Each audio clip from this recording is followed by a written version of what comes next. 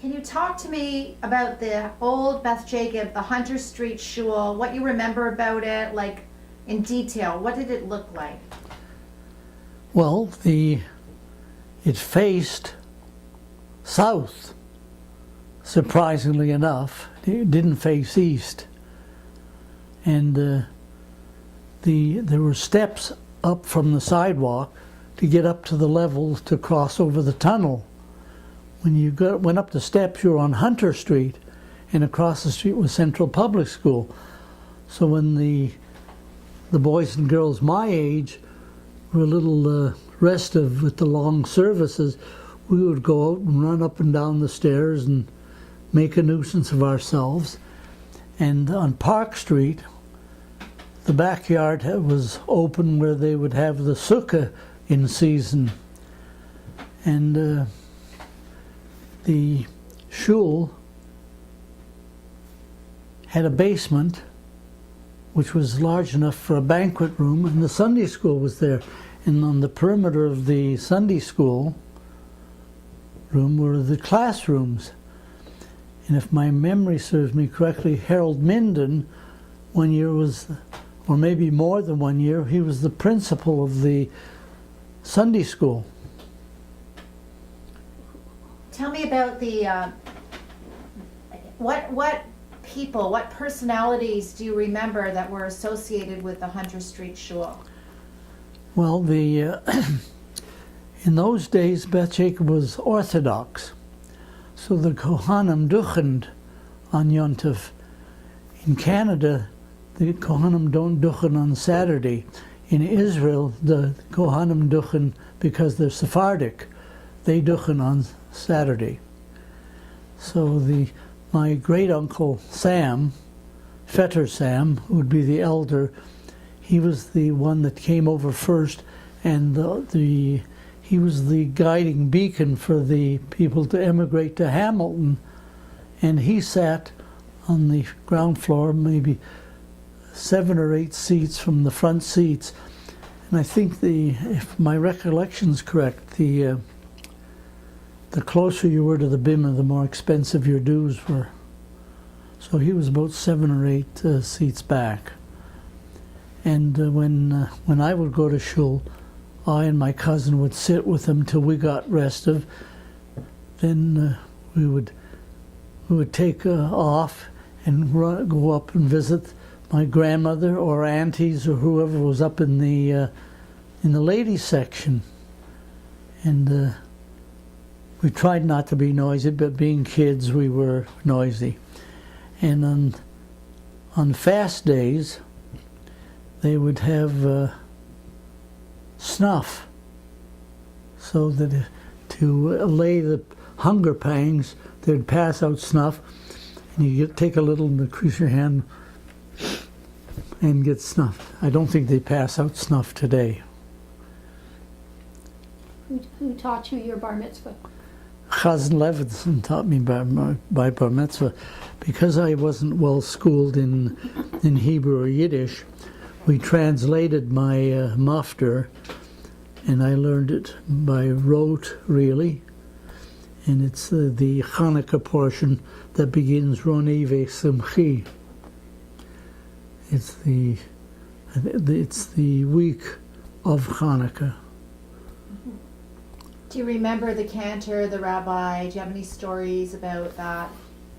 Well, the Chazan Levinson was the cantor. Succeeding the Chazan Levinson was Chazan Snyder, and he had children my sister's age, so my sister was chummy with Chazan Snyder's daughter. I don't remember if he had boys. And we had Rabbi Axelrod, Rabbi Casriel Katz, and one year when my parents, I guess it was after my brother was killed, my older brother sent them down to Florida. So my sister and I were alone at home, and Rabbi Katz invited us for a Seder. And he lived in the apartments on where you go up the mountain. Arkeldon? Yeah, what? Arkeldon? Yeah, Arkeldon. He lived there. That's where we celebrated the Seder. I would walk to the market to help my mother. And because we had a large family, she did a lot of shopping in the market 2 or 3 times a week. And so we would have a number of 6-quart baskets, and we'd nest them together. When we had a dozen, I would carry a dozen baskets, and she would carry as many as she could carry, and we would get 25 cents a dozen for the baskets. So that gave her some cash money besides her table money for extra spending.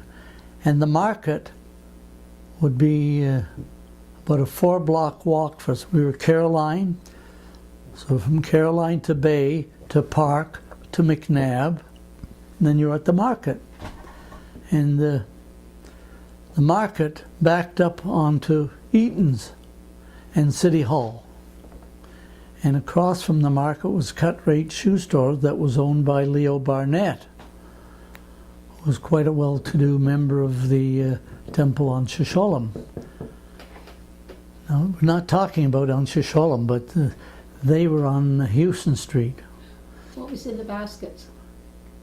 In the baskets, they were empty when we took them to the market. What would she buy? Sometimes she would buy eggs, and because she did a lot of baking, she would buy, the farmers would have their regular eggs, and they would have what they called cracks. They weren't totally damaged. The thin membrane was not broken, but the shell was cracked. So, but the membrane is, so they were still airtight, and she would buy them because you got a little bit of a break on the price. And when you're making a sponge cake, you need a lot of eggs. So we went through a lot of eggs, and my grandmother lived with us, so they would use a lot of eggs to make noodle pastry. And she had a big board and a rolling pin, which in Russian or Ukrainian was a kachelka. And I think we still have it around here someplace, and maybe even the board. So they would roll out the noodles, and of course there was they had to look at it with an expert eye if it was the right thickness for noodles. So then it was lifted up, and it had to dry out a bit because they were still pretty moist to roll it. So once it was rolled, my mother or grandmother would lift it up and hang it over the back of the chair till they dried out enough. And then the other thing my grandmother did was she would make farfel. She would have a mixture of egg and flour, which would be still quite liquid. And what was it? I forget what she used. What did she use for the foundation for the farfel? When my grandmother rolled the farfel? The eggs and the flour. No. Corn, I guess she would. Or like a grain of rice. No, not rice. No, it was a coarse corn, coarse grain of corn. Not a corn, but a ground up, and she'd put a little bit of the liquid flour and egg, and she would roll it around till it built up. And then she did this time after time till they got as large as maybe 1/8 of an inch. It was a lot of hand work. And she would do this not every week, but for special occasion when you wanted, usually for the holidays, when you wanted something special. Besides Lukshin, you'd have matzah farfel, or Lukshin farfel. What about the meat? Did she do her own meat? She koshered the meat, but I would walk it down to York Street to Gelber's or Ginsberg's, and they would grind it for her because she bought the meat there, and she bought tenderloin, and I brought it home for her to kosher, and of course I took it back for the getting it ground, and I was a pioneer in steak tartare. the whole weight of the meat didn't get back to my mom because I was picking at it on the way back home. Where did she buy the meat? Well, at one time, the three butchers were together, Ginsberg, Gelber, and Scott. They were at the corner of Caroline and York on the east side corner. And I don't know what kind of a falling out they had, but Gelber separated and started his own place at where the Hamilton Community Living is on York Street. That was the site of Gelber's butcher. And Morris Gelber was the son, and he married Reva Sobel. And Why would she salt her own meat? Wouldn't the butcher do that? could, but you'd have to pay for it. So during the Depression, my mom wouldn't have the extra money, and she didn't mind, and she wanted to make sure it was done. And I guess my grandmother insisted that they do it. I think my grandmother was quite observant, and she thought that she was more trustworthy than the butchers. When she did it, she knew that it was done the way she wanted it, and not on somebody's say-so that it was kosher. But you said your mother would salt it to save some money during the Depression. Yeah. Say that again. When you gave it to the butcher to kosher, there was a small charge. I don't know what the charge was, but a nickel or a dime was a lot, because a loaf of bread was a dime. Sliced bread was 11 cents. So guess what? We bought the whole loaf. And my brother was after my mother to buy from Mammy's bread, the nice white bread. And my mother didn't want to buy non-Jewish bread because she didn't know what was in it. But she did sometimes, and of course the baker's, it was a horse-drawn wagon, and underneath was a drawer with all the baked goods. There were cakes and tarts, which we didn't buy, but everybody looked to see what was there. And we still had an ice box, not a fridge, and we would have ice delivered 2 or 3 times a week. And you had a card. My father printed these cards that had 25 on one side and 50 on the other. And you hung the card up in the window, and that meant you wanted 25 pounds of ice or 50 pounds of ice, depending which side was showing. And the blocks of ice were 200 pounds, and the driver had an ice pick, and there were little grooves from the mold in the freezing house, and it would break it up into 25 or 50 pound pieces. One of the places that made ice was on Railway Street, which was a Jewish neighborhood, and the other place that made ice was where the arena was. Because they made ice, they had the freezing equipment, so they made ice. Yeah, to start again with, tell me from where your mother bought the meat, what did she do with it after she bought it, and then when she needed it sliced, where did she take it? I want to know the whole meat story from start to finish. Well, she would get a brisket. It would generally be whole, so that they didn't cut it other than the brisket, and she would specify how much fat they would, how close they would trim it for her, and she would buy kishka from them, and she would strip the fat out and mix onions and flour and stuff the kishka and roast the kishka in the oven. And that was our low cholesterol treat. After she koshered the meat, Yeah, then why were you taking it? Why did you get involved? to get it ground. Okay, and I mentioned that a couple of minutes Yeah, ago. but the phone was ringing. Like I just Oh. wanted to. Wendy wants it again.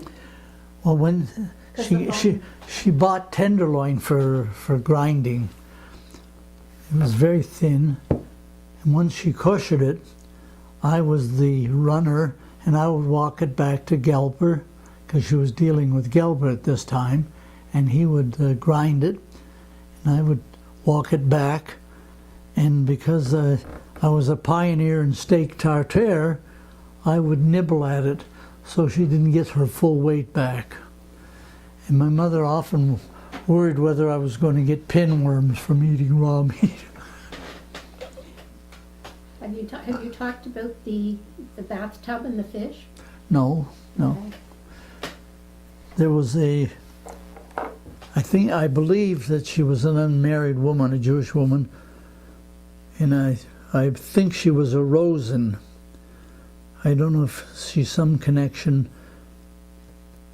Let's see.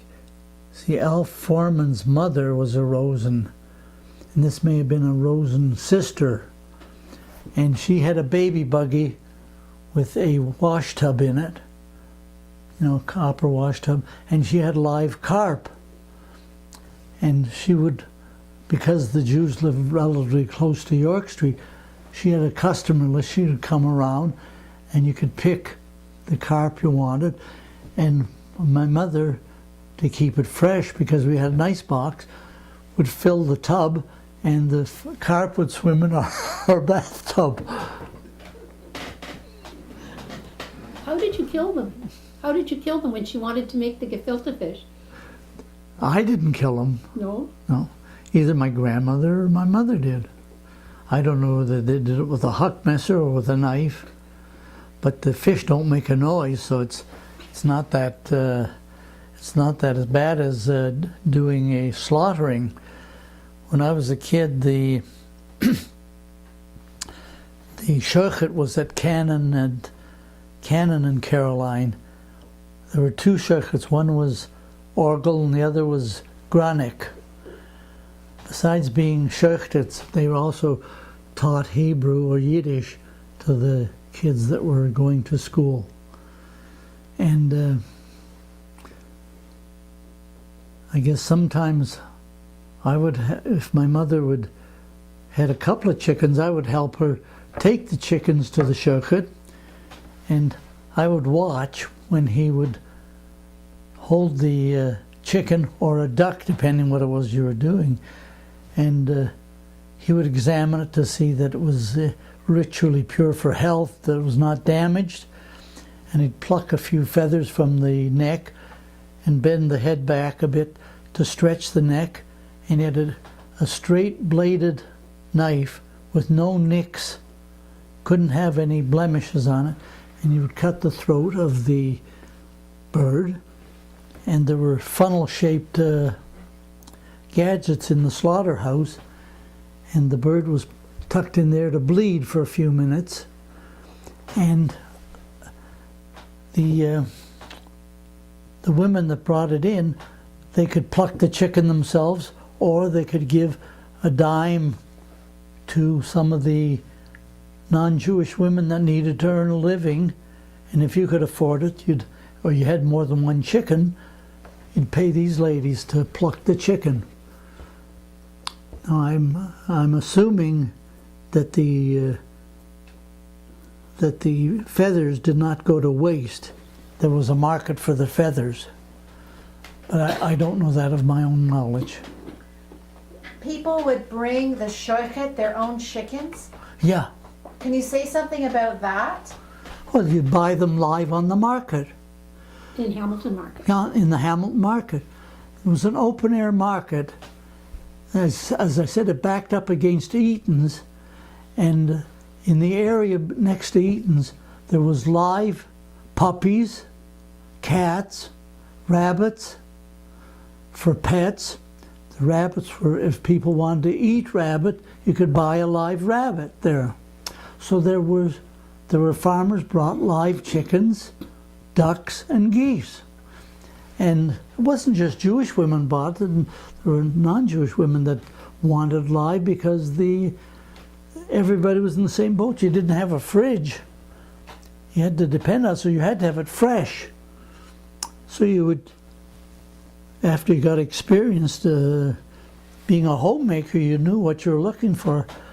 how much fat you wanted. They would feel the breast and feel it to see if it was met your standards. And of course, you had to carry the chickens.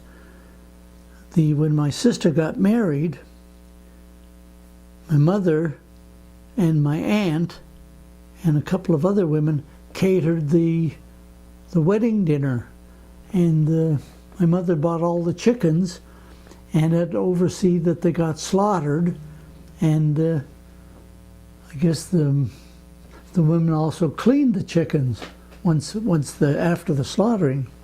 Where did she cook all that chicken? Well, there was a kitchen For the wedding? Yeah. Oh, okay. Well, they had a full kitchen. They had a 12-burner stove. The Hestry Chul had 12-burner stove. Garland's big, because part of the way they supported the shul was the women would do what they call homemade tables.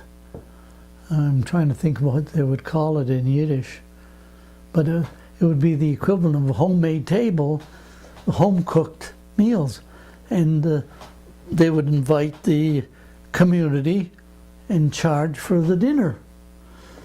And out of that evolved the dinners that Hadassah made, because I don't think Hadassah was that big when I was a kid. It was as I was getting to be a teen and a young man that Hadassah came into its own. And then I guess Hadassah got into the buying the used or surplus clothing and running bazaars. And one of the other places that the Jewish people used is on Gore Street. There was a building, I'm trying to think of the name of it, had a big hall, and they would have bazaars there. And ultimately that building was bought by the Hoffmans, and it became Hoffman Plumbing.